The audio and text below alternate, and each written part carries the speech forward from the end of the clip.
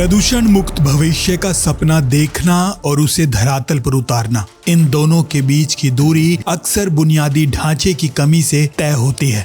हरियाणा के अंबाला में कुछ ऐसा ही विरोधाभास देखने को मिल रहा है, जहां सड़कों पर नीली चमक बिखेरती इलेक्ट्रिकल बसें सरकारी दावों का चेहरा तो है, लेकिन इन बसों की सांसें यानी बैटरी अब सिस्टम की सुस्ती के कारण फूलने लगी है।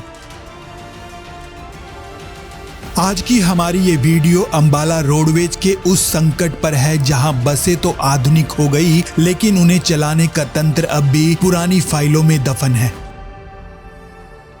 तो पेश है अंबाला से सच कहूं संवाददाता संदीप कुमार की ये खास रिपोर्ट। हरियाणा का अंबाला डिपो, जहां खड़ी ये 15 इलेक्ट्रिकल बसें हरियाणा के आधुनिक परिवहन का गौरव हो सकती थी, लेकिन फिलहाल ये एक मैनेजमेंट क्राइसिस का शिकार हो चुकी हैं। विडंबना देखिए, जिस रफ्तार से बेड़े में बसों की संख्या बढ़ी, उस रफ्तार से उन्हें ऊर्जा देने वाले चार्जिंग स्टेशन नहीं बढ़ पाए। आज आलम यह है कि 15 बसों का पूरा भार महज 2 चार्जिंग पॉइंट पर टिका हुआ है। गणित बिल्कुल सीधा है, एक बस को चार्ज होने में करीब 1 घंटा लगता है। ऐसे में 2 चार्जरों के भरोसे 15 बसों को सड़कों पर बनाए रखना किसी सर्कस से कम नहीं। बस चालकों को अपनी शिफ्ट खत्म करने के बाद आराम की बजाय चार्जिंग की लंबी कतारों में रातें बितानी पड़ती हैं। ऐसे में सवाल सिर्फ चार्ज का नहीं, बल्कि उस प्रशासनिक इच्छा शक्ति का है जिससे बसें तो खरीद ली, लेकिन उनके लिए जरूरी अल्टरनेटिंग करंट डिस्ट्रीब्यूशन बॉक्स यानी ACDB पैनल लगाना भूल गई। 6 महीने बीत चुके, लेकिन तकनीकी प्रक्रिया अब भी प्रस्ताव और मंजूरी के बीच में ही झूल रही है।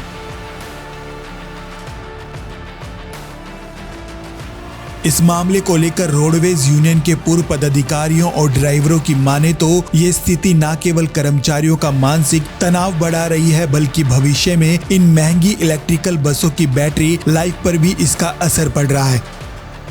दूसरी ओर इस पूरे मामले पर अंबाला रोडवेज के महाप्रबंधक अश्वनी डोंगरा का कहना है कि प्रस्ताव भेजा जा चुका है और जल्द ही कंपनी तीसरा चार्जर लगा देगी। मगर सवाल फिर भी वही, क्या आधुनिक तकनीक को बिना तैयारी के सड़कों पर उतारना सही है? क्या करोड़ों की इन बसों को सिर्फ 2 प्लग के भरोसे छोड़ देना सरकारी दूरदर्शिता की कमी नहीं? अंबाला के बस स्टैंड से उठते ये सवाल फिलहाल जवाब की तलाश में है।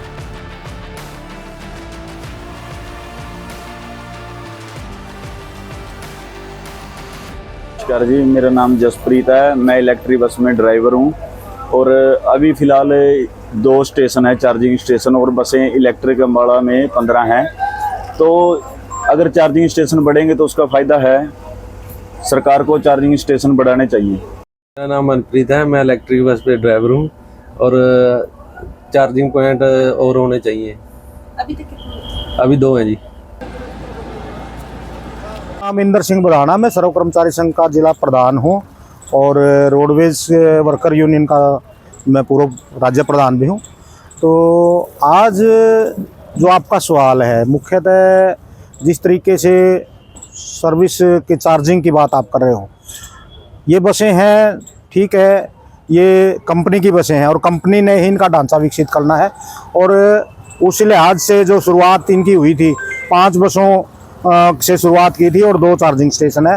हालांकि वो प्रपोजल में है, ढांचा विकसित करने की बात सरकार कर रही है, परंतु हमारी मांग ये है कि हम जो कह रहे हैं कि बजाय वो किसी कंपनी के रोडवेज के बेड़े में हो, यहाँ हमारी वर्कशॉप है, यहाँ ढांचे को विकसित किया जा सकता है। तो पब्लिक को अच्छी सेवा भी हरियाणा रोडवेज दे रहा है।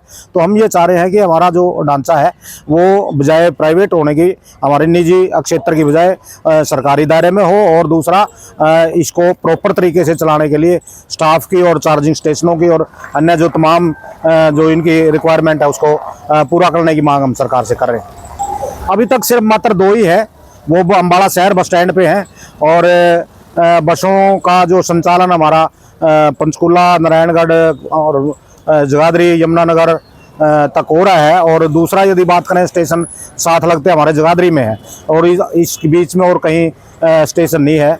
तो हम मांग करते हैं कि ये चार्जिंग स्टेशनों की जो है संख्या बढ़ाई जाए और इनके दायरे को विकसित किया जाए ताकि जनता को बेहतर सेवा का लाभ मिल सके।